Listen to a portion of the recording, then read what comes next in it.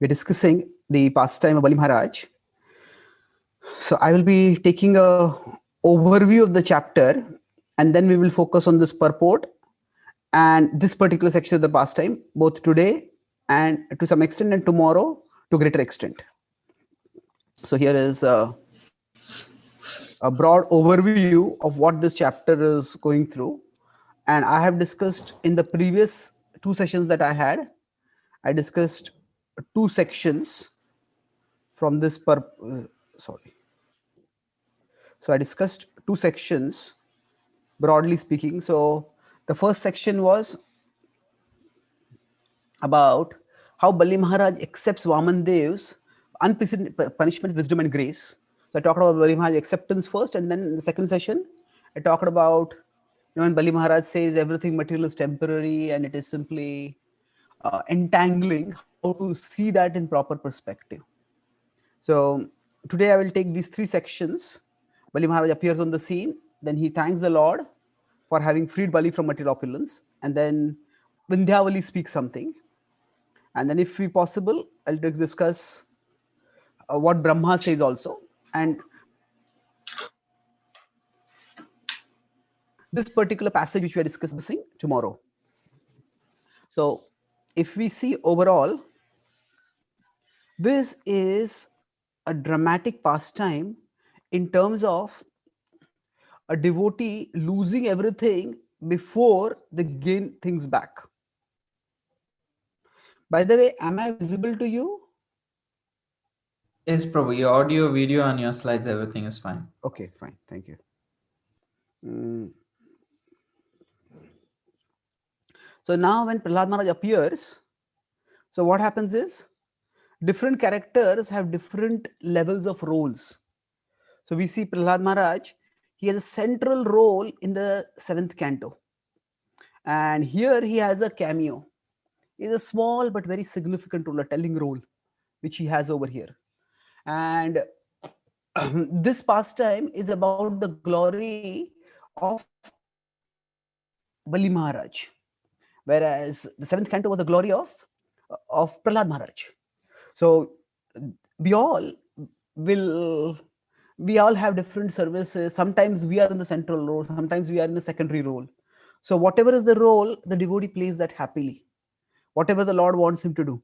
So Prahlad Maharaj is the grandfather over here of the central character.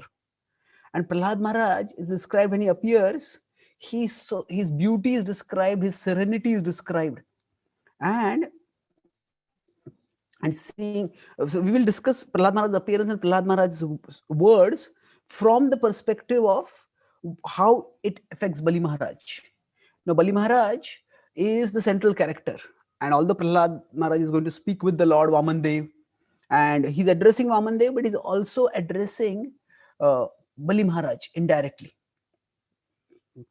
And Bali Maharaj is reminded that how he got carried away from the ideals of pure devotion that his grandfather had lived by. And Bali Maharaj, it is said, he feels ashamed on seeing Prahlad Maharaj. Now, what is he ashamed of? Is he ashamed that he is bound? He is in this humiliated condition? No. So great devotees, by their purity, they remind us of our impurity. But they don't remind it in a way that makes us feel bad. It is in a way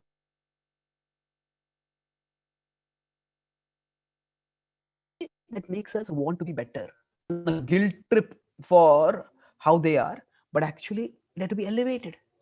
And we will see throughout Bali Maharaj's consciousness, already he has spoken, he has expressed his acceptance. At the same time, it is an extremely difficult test that Bali Maharaj is going through. And therefore, he needs all the support that he can get. So he is here, Prahlad Maharaj seems not to be supporting Bali Maharaj's cause. So these two great characters appear over here, Bali Maharaj and Brahmaji. And Bali Maharaj Prahlad Maharaj and Brahmaji. So Maharaj appreciates what the Lord has done. And Brahmaji pleads the case of Bali Maharaj. And in this way, they are both working together to resolve the situation. So Prahlad Maharaj is, while speaking to the Lord, explaining the Lord's thinking, the Lord's reasoning as far as he understands it to Bali Maharaj. So Bali Maharaj can accept. And then, so basically, it's both of them are working together in very different ways. And in between, of course, Vindhyavali appears, and she also expresses her devotion, that we will see. So now, when Prahlad Maharaj sees Prahlad Maharaj is seen by Bali Maharaj, what does Bali do? He lowers his head. This is very similar to the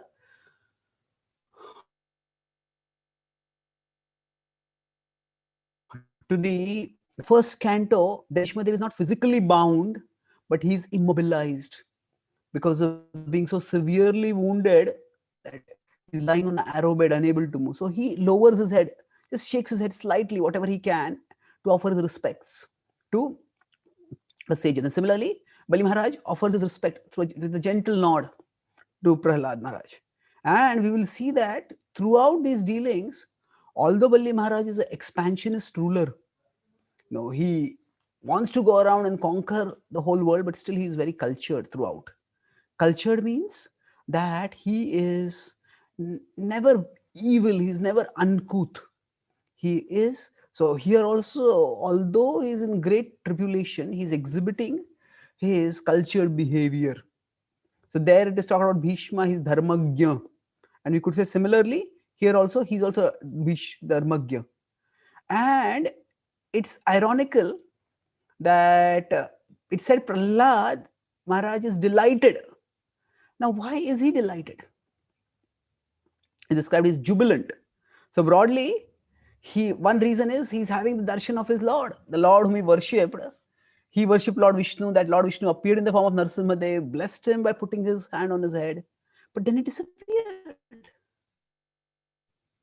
So among the avatars of the Lord, Narasimhadev's Leela is relatively quite brief, especially when we have a specific devotee who is worshipping for a long time. We don't have specific devotees for the previous avatars so much.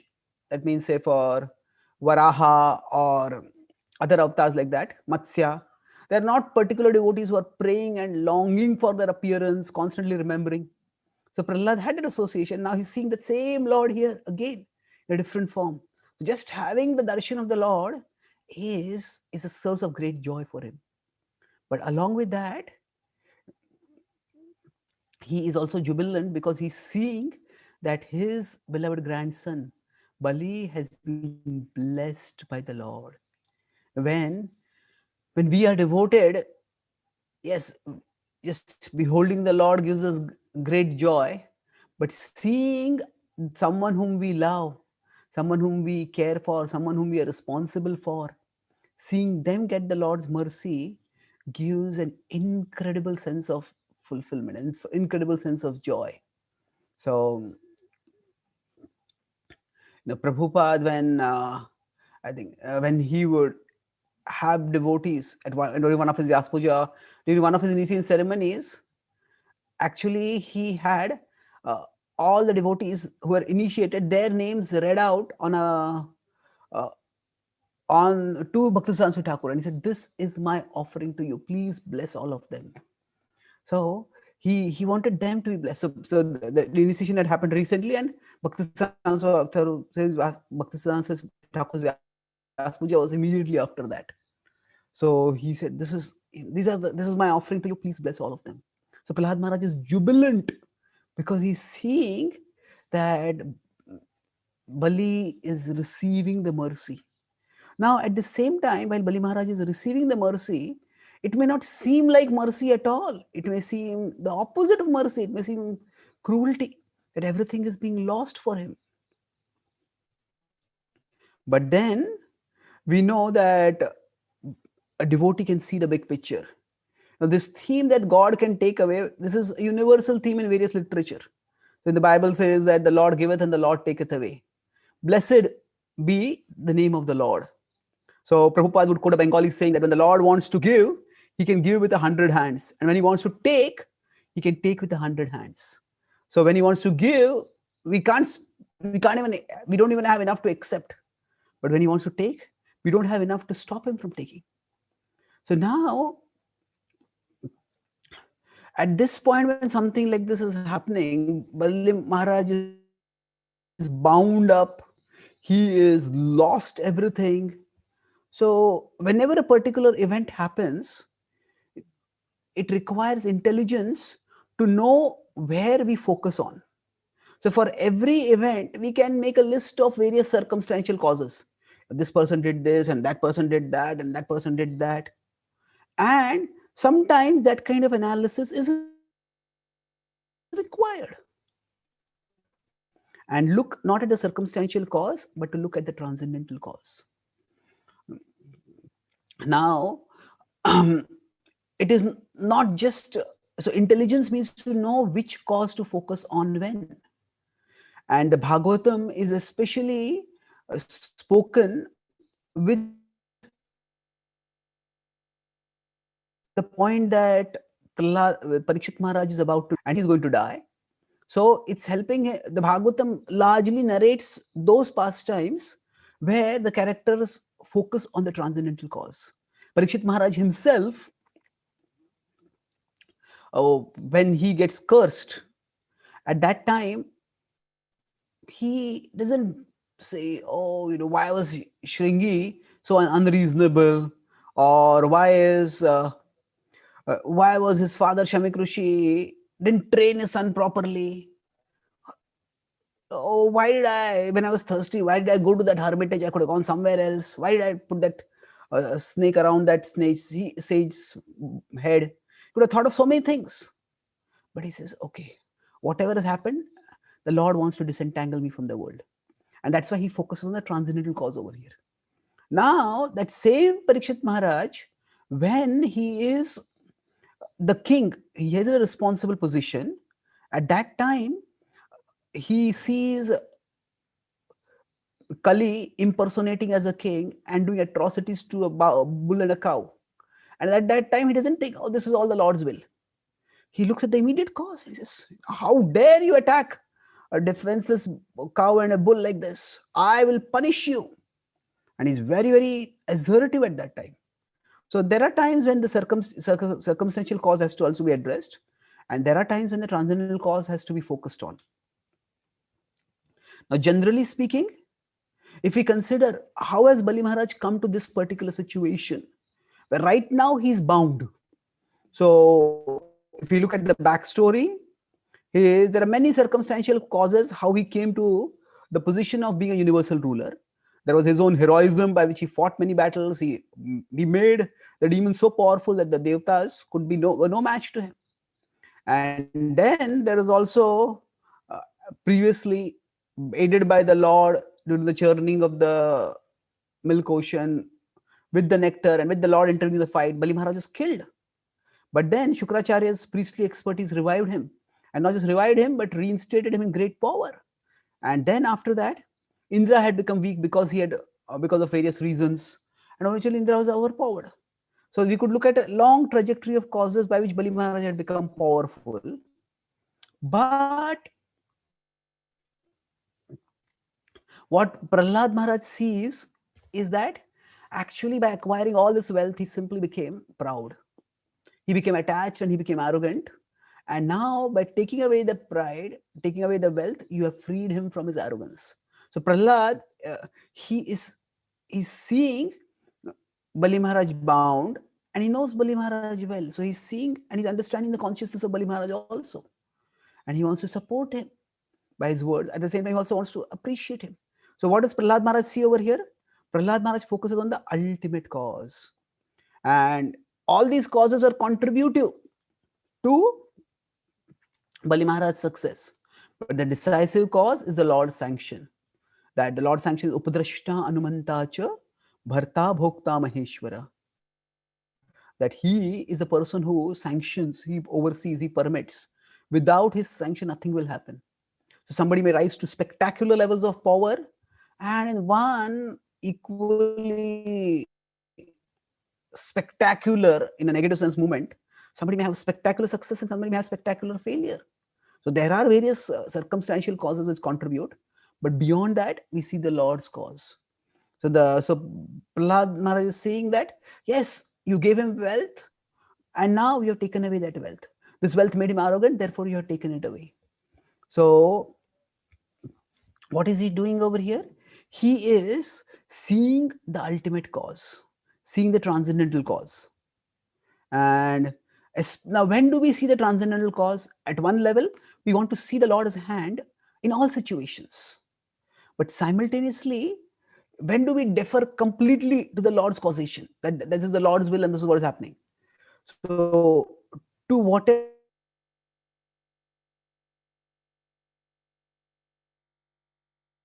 extent things are going but when problems spiral out of our control, that's the time when we need to see that, okay, I just surrender to the Lord. We let go and we surrender to the Lord's will. Draupadi tried her best to reason with that assembly when she was summoned there for being dishonored, and she tried. It was not that when she was reasoning with the assembly, she was not devoted. She was doing her part as far as she could. But when she realized nothing is helping, then she just raised her hands and surrender. Now here Bali Maharaj, he cannot even raise his hands and surrender. He's bound. But still, he is surrendering. And Prahlad is speaking in a way that is helping Bali Maharaj to surrender. And then for us to see the Lord's benevolence is not very easy. So we need to actually have that vision.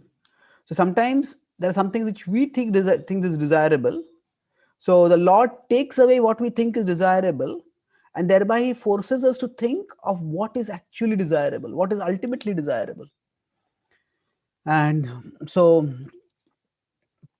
Bali Maharaj's speech and Prahlad Maharaj's speech reveals that there is a Lord's plan by which the kingdom that he had fought for, it fought against the Devatas form, performed yajnas for, risked his lives for, lives actually, because he had died earlier and come back, and now again he had fought, and it had been a fierce fight. He had risked his lives for. He had got that kingdom, and that's what he had considered desirable. If he hadn't considered it desirable, why would he have fought? But now he's acknowledging that that's not what is truly valuable. Something more is desirable. And what is that? That material opulence, and there is spiritual opulence. The spiritual opulence that the Lord is going to bestow upon him is going to be revealed in the future verses. But he's preparing his heart. This is the phase which is extremely difficult to navigate through. When what we could say is we are in no man's land. Now, when we are in no man's land, or we can say no person's land, if you want to be gender neutral, but when we are in that kind of place, at that time we are lost whatever material things we have had, and we don't know what spiritual gain we are going to get. So that is a great test of faith, and that is the phase when we actually, our devotion gets tested. When Srila Prabhupada left India, Prabhupada had already renounced his family and his business and whatever material wealth he had. But Prabhupada at least had some material security, and not just security, but material respectability while he was in Vrindavan. Vrindavan is a place where no sadhu would be, especially a sadhu who is a sannyasi who is as respected as Bhaktivedanta Swami was, that he would not be allowed to just go suffer in hunger or anything like that. So Prabhupada had security and respect there. Prabhupada gave that up and he came to America. Now, what was he going to gain in America? The time when Prabhupada faced many, many dangers, but probably the most difficult uh, was when Prabhupada was attacked by David. And he was in America. He just ran out of that place, and he was in the streets in the Bowery. And Prabhupada looked up at the buildings and he saw these birds homelessly hopping up from one place to another. And looked down and he saw the hippies in various states of being stoned, lying on the grounds. He was just as homeless as they were. but they were at least settled. That's how they've always been living. Bhaktivedanta Swami was not living like that. So that is what is often called as a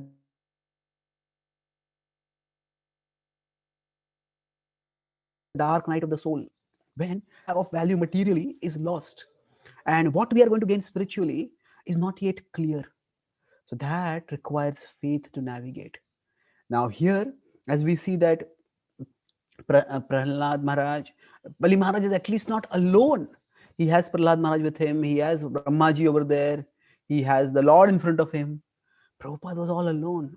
Of course, he was never alone. He had the Lord in his heart with him. But that is a phase which is very difficult to go through.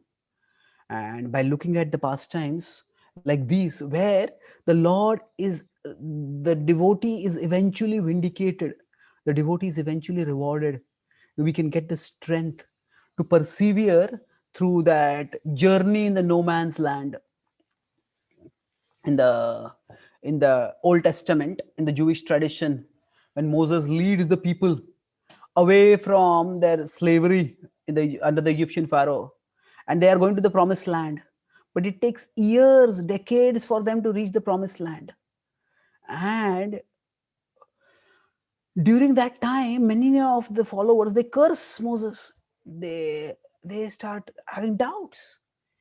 They were slaves, so they didn't have really any kind of opulence, but at least there was some security. And if there's a choice between security and liberty, not many people will have the courage to choose liberty at the cost of security. So that is a difficult phase that they went through. And in some ways, we all go through that long desert like phase in our lives, and we need to learn to persevere through that phase. And the Lord's pastimes can inspire us to persevere like this. So now, I'm sorry. Yeah. So if you look at our, how do we get the strength to persevere? It depends largely on our vision. Now, how are we looking at things? What are we valuing? See, when our disposition and vision are very related. So if our moral disposition is that we are attached to things, then all that we can see is, hey, I lost this, I gained this. When there is loss, there is dejection. When there is gain, there is elation. And our vision is reduced to that level of reality itself. We don't see anything beyond that. So when we are attached, we just can't see beyond the immediate causes and the immediate events, the circumstantial causes. Oh, this happened and I gained. The stock market went up and I earned so much money. The stock market crashed and I lost so much. Oh, this pandemic has come and my whole business is collapsed. So this pandemic will go and then everything will be all right. So we're just looking at the circumstantial causes. Now, it's not that we don't look at them, but that is not all we look at. Now, detachment is helpful at such times. What happens is, detachment essentially helps us devalue the material things that we earlier considered invaluable, indispensable. I can't live without this. So detachment means that rather than thinking how many things can we have, but instead of that we think of how many things can I not have and go on with, how many things can I do without.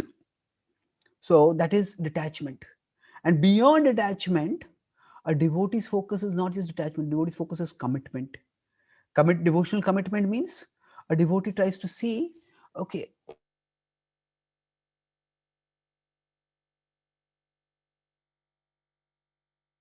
not just that I'm losing things or gains.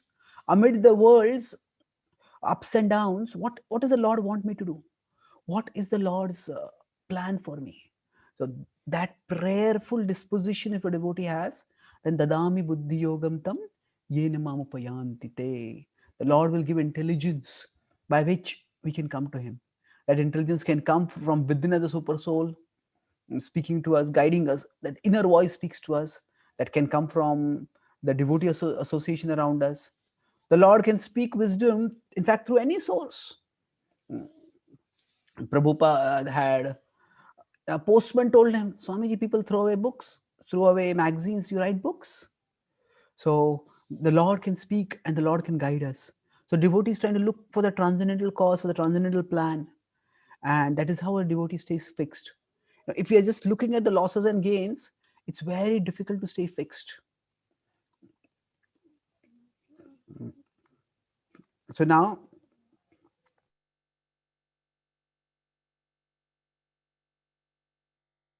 we move on. There's a third section, Wali. She acknowledges that actually everything belongs to you, O Lord. Anyone who thinks that they are proprietors of things, they are simply foolish. And she acknowledges the reality of the divine proprietorship of everything. So what has happened is that Bali Maharaj is bound, Vamandev is near him, and all these associates of Vamandev have tied up Bali Maharaj. The demons are around, the demons are enraged, but the Vishnudutas and other Lord Vishnu's associates, they are so powerful that all of them are restrained over there. And they can't do anything, although they are angry. And then here there is these two great personalities. There's Prahlad, and then there is Brahmaji. And Prahlad Maharaj just finished speaking, and Brahmaji is about to speak. So in between, Vindhyavali comes forward. And actually, the Bhagavad says Brahmaji is about to speak, but then when Vindhyavali intervenes. So you could say it's almost a breach of etiquette. If somebody is very senior and venerable is about to speak, for somebody else to intervene at that time, that's not easy. That's not appropriate, we might say.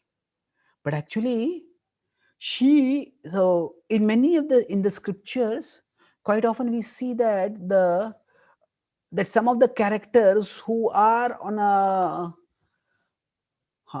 the moral spectrum, they are on shades of gray. They are neither white nor black, but they are on shades of gray. Quite often their wives are more morally and spiritually evolved. So we have in the Ramayana, Vali gets confused, and Vali is vindictive towards Sugriv, but his wife Tara is much wiser than him. And similarly, we have the Yagik Brahman Patnis, the wives of the Brahmanas in the 10th canto. They are wiser than their husband. The Kaliya's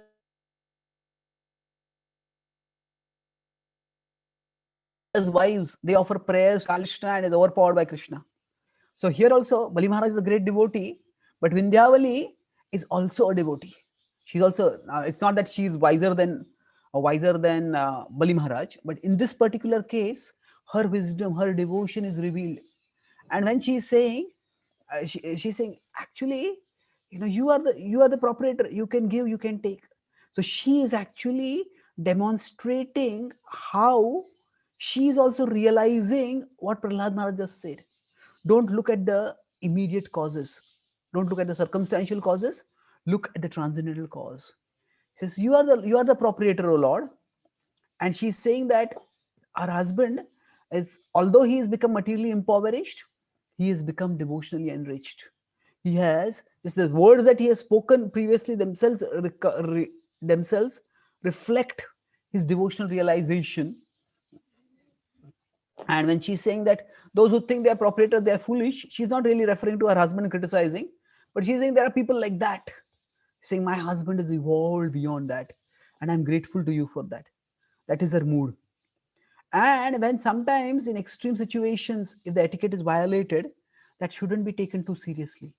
So Brahmaji doesn't condemn her for that. Brahmaji doesn't, nobody condemns her, because it's not a very serious breach of etiquette. It's not going to affect things very severely. Anything is going to go wrong. So we see this mood in the Chaitanya Charitamrita also, when Shrikant Sen, one of the younger associates of Lord Chaitanya, is very disturbed because Nityananda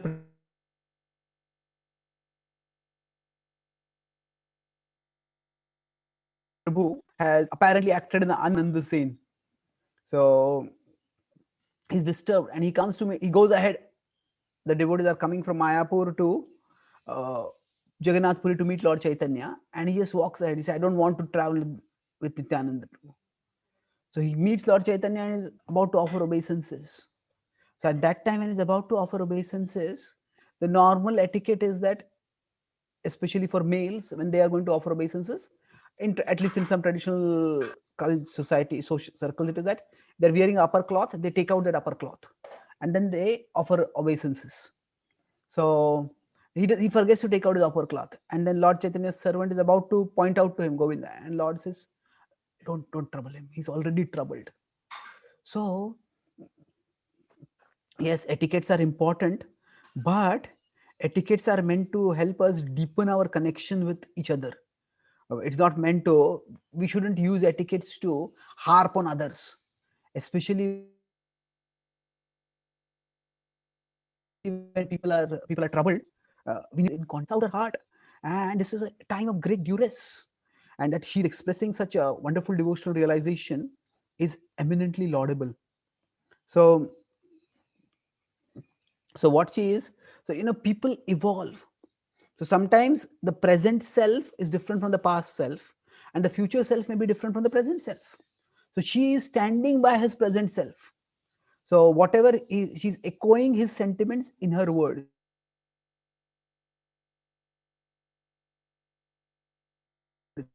So she is, the Lord is the center of attention for everyone. So she can't directly speak to her husband over there. The Lord is the center. So, but by appreciating what the Lord has done, by echoing in her words what her husband has spoken, she is telling, I stand by you. Now, if you see, just previously, Bali Maharaj has said that, oh, wives and family and all this is entangling. Now, she doesn't take it personally over there. You think I am an entanglement? If you think like that, I'll reject you. No. So there are times when something is spoken as a philosophical principle, and if we start taking it personally, we will just misunderstand and misapply and hurt ourselves and hurt others. So she doesn't take that personally at all. What does she do? She's standing by his present self. Yes, even if you have lost everything, just as you are seeing the Lord's hand in your life, I am also seeing the Lord's hand in your life, and I stand by you. So yes, he's saying those who think that they are proprietors, they are foolish. And she's saying that, yes, she's saying that, yes, that was your past self, and now you have evolved. So I stand by your present self. And so she's not criticizing her husband at all. So I'll just take this one last point about Brahma's prayers. And then we will stop. So now, what does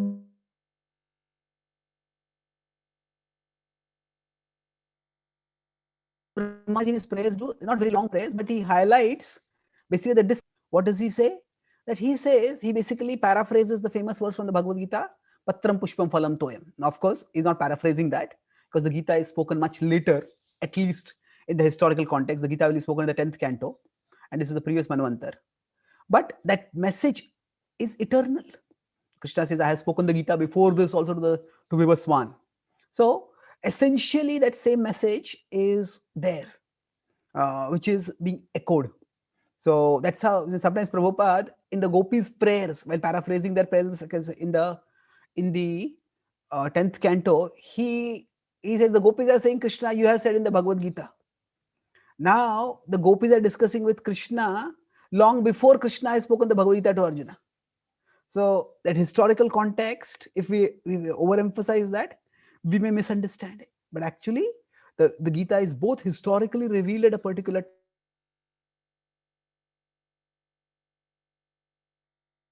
time, but it's also eternal wisdom, which is available, which is whenever there's existence, that wisdom is revealed. So the specifics of how it is revealed may vary from situation to situation. So basically, Brahmaji paraphrases that verse of the Bhagavad Gita, Patram Pushpam Phalam Toyam, Yo me bhaktya prayachati tadam bhaktyo paritam, Ashnami prayatatmanaha. That, my dear Lord, you, that if even a simple thing is offered to you, leaf, a flower, a fruit, or a little water for the person, and that is you, that is who you are, O Lord. And here Bali Maharaj has offered the three worlds to you. And what are you doing? Instead of accepting him, you are punishing him, you are arrested him. Please, you have punished him enough, O Lord. Please let him go. So now this question comes up naturally: is Brahmaji questioning the Lord's actions? Well, it's a subtle point to understand that there's a difference between questioning the actions and questioning the authority of a person. Now, sometimes an authority figure does something, if we question them, if that authority figure is too authoritarian or too insecure, then say, how dare you question my authority? No, questioning actions is not the same as questioning the authority of a person. It is what is Brahmaji's mood over there is very important. What is Brahmaji's mood? He is simply seeking Bali Maharaj's release, and he is highlighting to the Lord the apparent inequity of his actions. Now, this is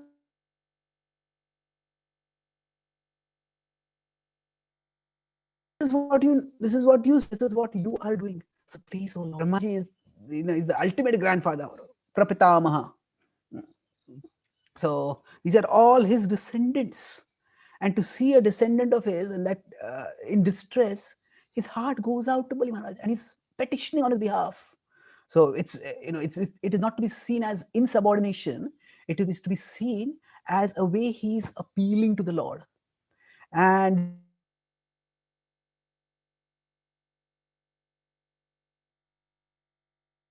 this is how, see, the Lord presiding in cosmic majesty above everyone else. So everything that everyone else has to do is simply offer obeisances to him. The Lord doesn't delight in solitary glory at the top of everyone else. Yes, that is his eternal position. But for reciprocations, he doesn't act that way. So we will see in the future verses how the Lord will explain why he has done. And the Lord doesn't also take Brahma's actions personally. He doesn't say, how dare, who are you to question what I have done? My plan is perfect. No, he doesn't do that. He does explain his plan, but he doesn't criticize Brahmaji for it. So these kind of reciprocations simply actually enhance the sweetness of the pastime. And we see that is that unpredictability. If everything is predictable, your authority, I'm subordinate, you give instruction, I obey. So we go to the Lord, we bow down to the Lord, and that's the mood of that's the overall basis of the relationship. Then there is not much flavor in it. The unpredictability in the reciprocation also flavors the relationship. So we see this theme at various times in the scriptures also. Sometimes the devotee reminds the Lord of the right course of action.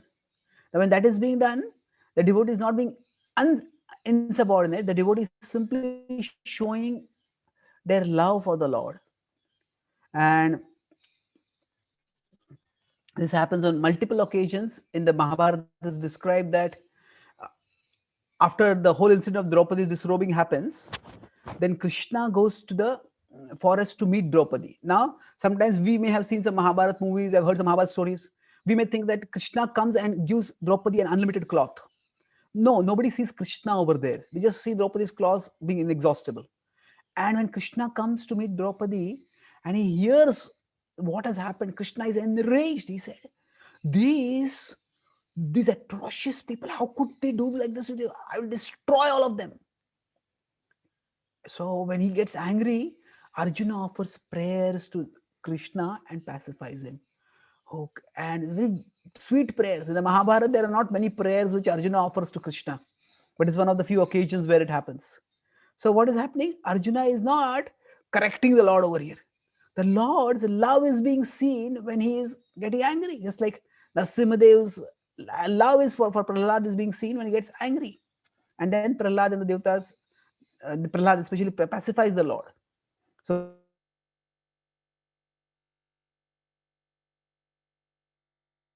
this is just a flavor of the love. And this is a Lord, Brahmaji is pacifying the Lord, also expresses his love. And then how the Lord reciprocates what he speaks and what he does, that we will discuss in tomorrow's session. So I'll quickly summarize what I spoke today. Oh, I spoke on three main themes. One is the Prahlad Maharaj's speech and what he helps